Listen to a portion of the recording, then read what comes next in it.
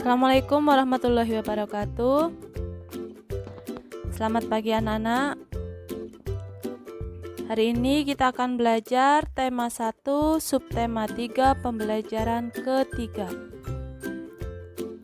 Silahkan kalian berdoa dahulu sebelum belajar.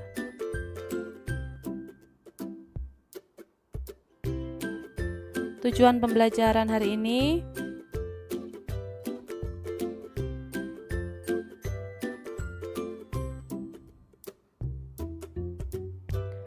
anak-anak, kamu telah mempelajari tentang pentingnya melestarikan hewan dan tumbuhan.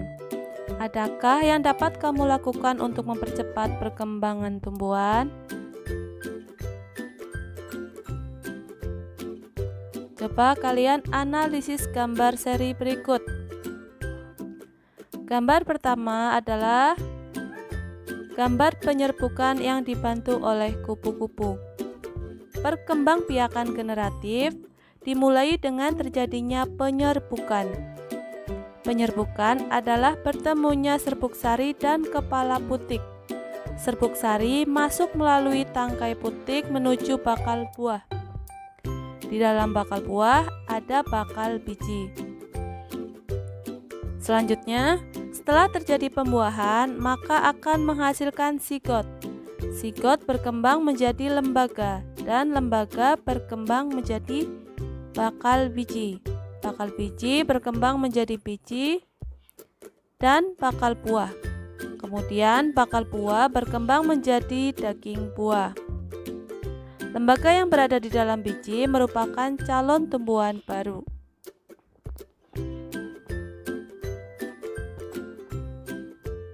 Sekarang kita ke perkembangbiakan vegetatif buatan. Yang pertama adalah cangkok.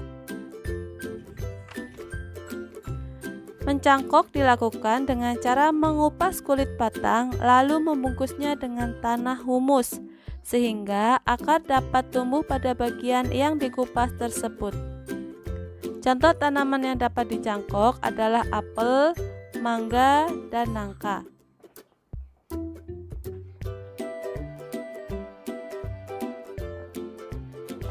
Selanjutnya yaitu stek. Stek dilakukan dengan cara memotong bagian tumbuhan, kemudian ditanam dan dapat tumbuh menjadi tumbuhan baru. Contohnya yaitu tanaman singkong, mawar, dan soka. Selanjutnya yaitu menyambung. Menyambung dilakukan dengan menggabungkan dua batang tanaman yang sejenis. Contohnya yaitu tanaman mangga dan rambutan. Keempat adalah okulasi atau menempel. Okulasi dilakukan dengan cara menempelkan mata tunas suatu tanaman ke batang tanaman lain. Contohnya yaitu tanaman rambutan, mangga, dan nangka. Selanjutnya ada merunduk. Merunduk dilakukan dengan cara merundukkan atau membenamkan bagian batang suatu tumbuhan di dalam tanah. Contoh tanaman yang dapat dirunduk adalah apel, stroberi, dan arbi. Perhatikan gambar berikut. Berikut adalah contoh perkembangbiakan vegetatif alami. Tadi adalah buatan, sekarang yang alami. Yang pertama adalah akar tinggal atau disebut juga dengan rizoma. Akar tinggal adalah batang yang berbentuk seperti akar, berbuku-buku, dan menjalar di dalam tanah. Contohnya yaitu jahe dan kunyit. Selanjutnya ada umbi lapis. Umbi lapis adalah lapisan-lapisan daun yang mengelilingi batang dan tumbuh di dalam tanah. Selanjutnya ada umbi batang. Umbi batang adalah batang yang menggembung dan tumbuh di dalam tanah. Contohnya yaitu bengkuang dan ubi jalar. Ada umbi akar. Umbi akar adalah akar yang menggembung, berisi cadangan makanan dan tumbuh di dalam tanah. Contohnya yaitu wortel dan singkong.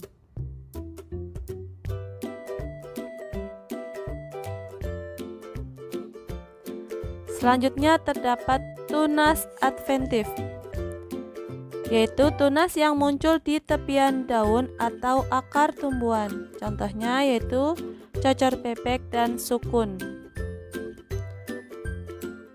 Spora. Spora adalah bagian tumbuhan yang fungsinya mirip dengan biji, yaitu untuk memperbanyak tumbuhan. Biasanya terdapat pada tumbuhan lumut dan pakis. Selanjutnya ada geragi, disebut juga dengan stolon. Geragi adalah batang yang menjalar di dalam atau di atas permukaan tanah. Contohnya yaitu pada rumput teki dan stroberi. Jadi, perkembangbiakan generatif yaitu perkembangbiakan tumbuhan melalui perkawinan sel kelamin jantan atau benang sari dan sel kelamin betina putik. Apa itu perkembangbiakan vegetatif? Yaitu perkembangbiakan tumbuhan tanpa melalui perkawinan.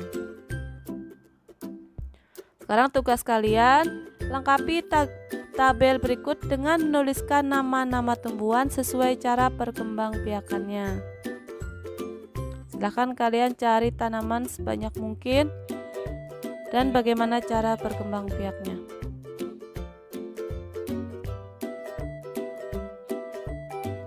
Anak-anak, dengan membantu perkembangbiakan tumbuhan, berarti kamu telah ikut melestarikan keberadaannya. Itulah wujud syukur kita kepada Tuhan Yang Maha Esa. Sekarang, tugas kalian yang kedua adalah berkreasi membuat poster. Buatlah poster tentang pelestarian hewan atau tumbuhan di daerahmu. Buat postermu semenarik mungkin, rapi, dan mudah dipahami. Apa itu poster? Poster adalah karya seni atau desain grafis yang berisi komposisi gambar dan huruf yang menarik di atas kertas berukuran besar dan berisi pesan-pesan. Poster biasanya ditempel di tembok, di tempat umum, di kendaraan, dan di tempat strategis yang dikunjungi banyak orang dan mudah dibaca. Perhatikan langkah-langkah dalam membuat gambar hewan dan tumbuhan berikut. Ini sebagai contoh ya, jika kalian ingin menggambar tumbuhan dan hewan. Kamu dapat menyelesaikan poster dan mengampanyekan kepada adik-adik kelas. Silahkan kalian berkreasi membuat poster. Anak-anak, kamu sudah berlatih membuat kesimpulan yang baik. Ingat kembali, kesimpulan yang baik berisikan yang pertama, pesan yang ingin disampaikan kepada pembaca, intisari dari tulisan, biasanya dimulai dari khusus ke umum, menggunakan kosakata baku, kemudian suatu pernyataan yang dibuat berdasarkan ide pokok dan kata kunci dari kalimat penjelas dengan kalimat sendiri. Baik, terima kasih. Semoga bermanfaat. Kita jumpa lagi pertemuan berikutnya. Wassalamualaikum warahmatullahi wabarakatuh.